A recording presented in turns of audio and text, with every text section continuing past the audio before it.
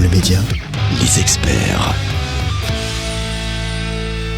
Passez une belle journée, vous êtes sur M, tout de suite c'est l'heure de bien se nourrir, l'heure de parler nutrition et qui de mieux que de demander de bons conseils à notre nutritionniste et diététicien pour Nutrition, c'est Michael Marquis qui est avec nous dans les experts. Bonjour Michael. Bonjour. Nous allons parler aujourd'hui du système immunitaire. Nous avons changé d'heure récemment. Il fait de plus en plus nuit et de plus en plus de personnes tombent malades. Tout d'abord, première question, comment faire pour maintenir un bon système immunitaire d'un point de vue alimentaire ? Alors pour avoir un bon système immunitaire, c'est important d'avoir les bases, c'est d'avoir une alimentation variée. On va surtout là parler des vitamines, des antioxydants.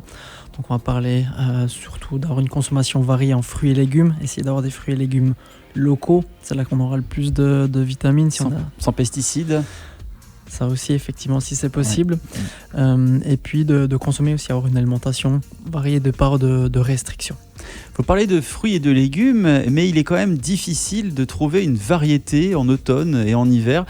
Comment faire concrètement pour bien s'alimenter en cette période ? Alors c'est vrai qu'on est un petit peu moins gâté en automne et en hiver pour la variété de fruits notamment. Maintenant, on a quand même pas mal de variétés, peut-être un peu moins à la mode, moins connues, notamment au niveau des légumes. Mais ça peut être intéressant de prendre un peu de temps dans les magasins, de voir ce qui est suisse, locaux, et puis de revenir peut-être sur des recettes un petit peu plus traditionnelles. Et sinon, d'autres astuces, c'est simplement, alors peut-être pour l'année prochaine, mais de congeler des fruits et légumes de l'été, pour les garder simplement dans le congélateur. On perd pas en vitamines en congelant les légumes ? Non, justement pas, s'il n'y a pas déjà plein de cuissons, des choses comme ça. On a même des fois plus de vitamines dans les légumes congelés que frais. Certes, tout dépend en fait de la provenance du fruit ou du légume. Et justement, ces légumes, on peut les trouver, même si vous ne l'avez pas fait cet été, on peut les trouver toute l'année dans les magasins. Juste faire attention d'avoir uniquement les légumes, donc éviter s'il y a de la crème ajoutée, du beurre, sel, etc. Ça, vous pouvez vous-même l'ajouter, mais essayez de rester dans le plus simple possible. Donc lire la liste d'étiquettes et avoir 100% de légumes, par exemple. Donc faire des réserves pour l'hiver. Exactement. Comme au bon vieux temps.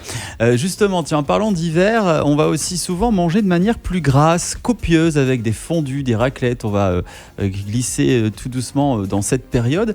Est-ce que ça a un rôle sur notre système immunitaire ? Alors, là, ça va plutôt faire du bien à la santé psychologique, si on peut dire ça comme ça. C'est bon, une bonne raclette entre nous. Effectivement, c'est important aussi. Maintenant, le surplus de calories vraiment exagéré au niveau des quantités, effectivement, ça va aussi augmenter le risque de tomber malade. À l'inverse, de ne pas consommer suffisamment de calories. Il n'y a pas que les vitamines qui sont importantes pour le système immunitaire, mais de consommer suffisamment aussi, c'est important. Donc, se faire plaisir, c'est bien, c'est important, mais de respecter ses sensations de faim, de satiété, comme on en a déjà discuté, ça reste quand même la recommandation générale. Encore une fois, la raclette, la fondue, oui. Encore ne faut-il pas en abuser. Exactement. C'est toujours pareil, c'est toujours la même leçon. Merci beaucoup, Michael Marquis, nutritionniste pour Nutrition, d'être venu nous voir dans les experts. On se retrouve la semaine prochaine pour d'autres conseils santé. Une belle fin de journée. Merci à vous aussi. Aime le média, où tu veux, quand tu veux.